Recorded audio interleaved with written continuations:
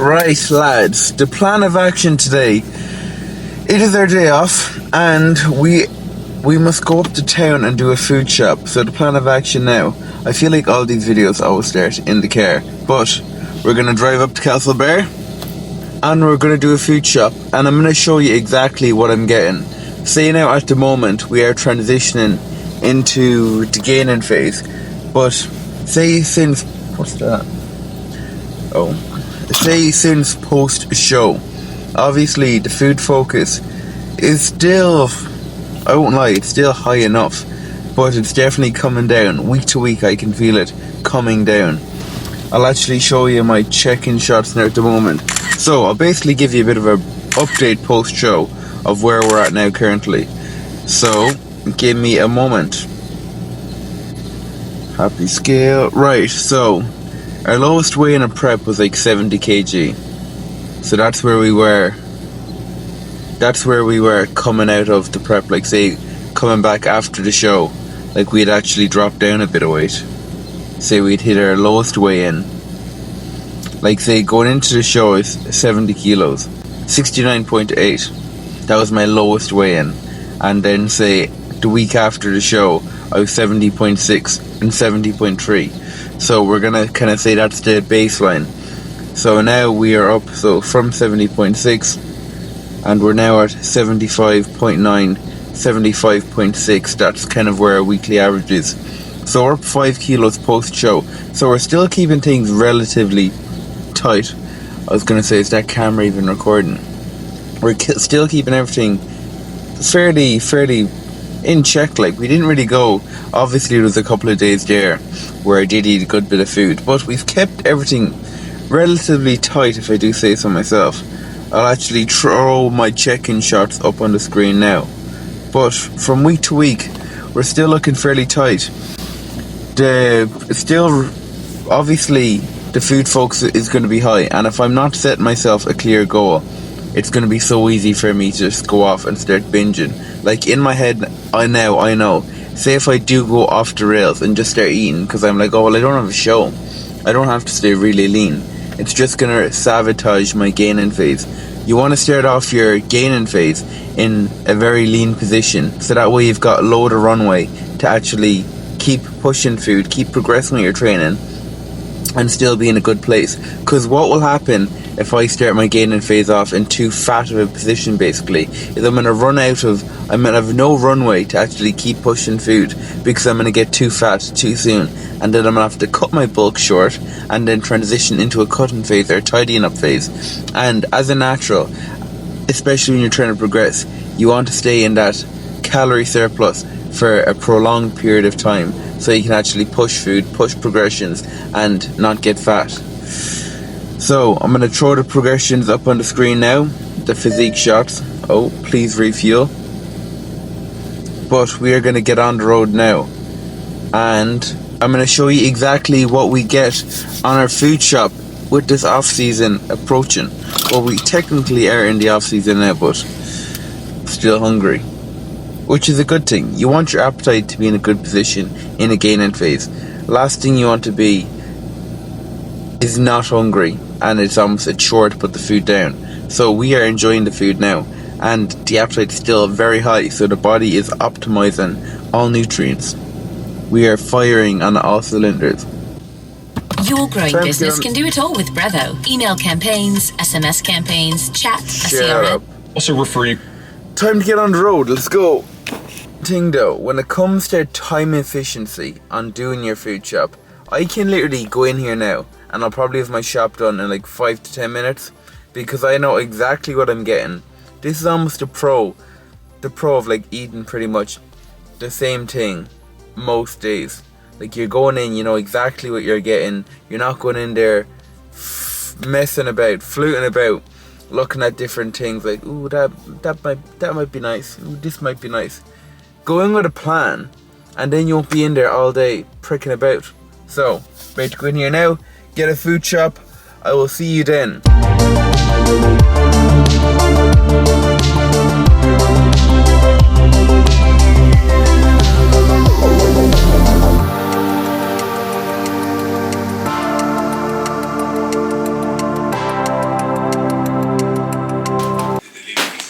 what did we get? Right, let's run through and fog it out. Let's run through and see what we got. So, put these over here. So, first up, we got eggs. At the moment, we're kind of running for breakfast, like 2 whole eggs, 2 egg whites, or 1 whole egg and 3 egg whites, or 4 egg whites, depending. Then, we've got this wholemeal bread, 59 calories a slice. As I said, we're still reversing at the moment, so I could go for like a regular slice of bread, like sourdough bread, and they're like 100 calories a slice. But to be honest, I'd rather have like 4 of these compared to 2 regular slices of bread. Say a regular slice of bread could be 120, so I could have 4 of these for the amount that I could have 2 of the regular bread. Sorry, a lot of dribble there, but we got 2 of them bad boys. Then, what up's next? Greek yogurt, 0% fat. The macros on these are absolutely ridiculous. Per 100 grams, 57 calories with 10 grams of protein. Can't go wrong. Add these to your oats, or in the evening before you go to bed. Like this is what I normally have pre-bed. 250 grams of Greek yogurt with like 100 grams of mixed berries. A couple of flavour drops. Solid, mate. Did I get 4 of them? Yeah, I did. So we got 4 of them. Next up, this high protein chicken soup. Again, got this in Aldi, lads. Do you know them TikToks? Don't walk, run to Aldi. This high protein chicken soup with only... what is it? Don't run. No, what is it? Don't walk, run to Aldi. Get this high protein chicken soup with only 133 calories and 12 grams of protein. This is an absolute steal. Solid macros. Again, I normally just have them post one of my meals because they're tasty. Then we got a lot of frozen veg. I'm not even going to pull all this out. But country mixed veg, again, so handy for the meals. In the morning, I just throw 250 grams of this into the wok for 5 minutes, put the lid on it, into my meal prep, done. So we got a lot of that. I'm not even going to pull it out because that's going straight down to the freezer. And we got frozen fruit as well. This is the frozen fruit I use. 4 berry medley. Again, you get the kilo bags at Aldi. Great for the Greek yogurt. Great for the oats. You can put this in smoothies as well. Whatever you want. Solid option. This is all the frozen shit. Next up, we got some spuddies. Again, this is the main carb source I'm having at the moment for one of my meals. Again, white potatoes are one of the most satiating macro food. What am I trying to say? Basically, they fill you for longer. Like say on the satiety index, white potatoes are ranked number 1, which basically means they'll keep you fuller for longer in comparison, say, to your breads and rice. And you can get a lot of volume in these in comparison to your other carb sources as well. So if you were to weigh out, say, 200 calories of white potato versus, say, 200 calories of white rice, you'd have a lot more volume in this. And then don't even talk to me about pasta, because you get nothing for 200 calories. So that's what we've got there. Next up, we've got our veg. So we've got tomatoes, we've got mushrooms, more tomatoes, some mixed peppers. What else we got? We've got some fruit in here as well. I'm just gonna put this straight into the fruit bowl because we already had an apple. We got granny smith apples. Red or green apples? Let me know.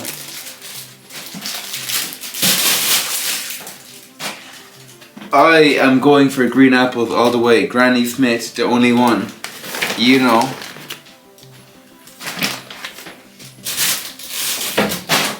We got some oranges, some clementines, and we got some bananas.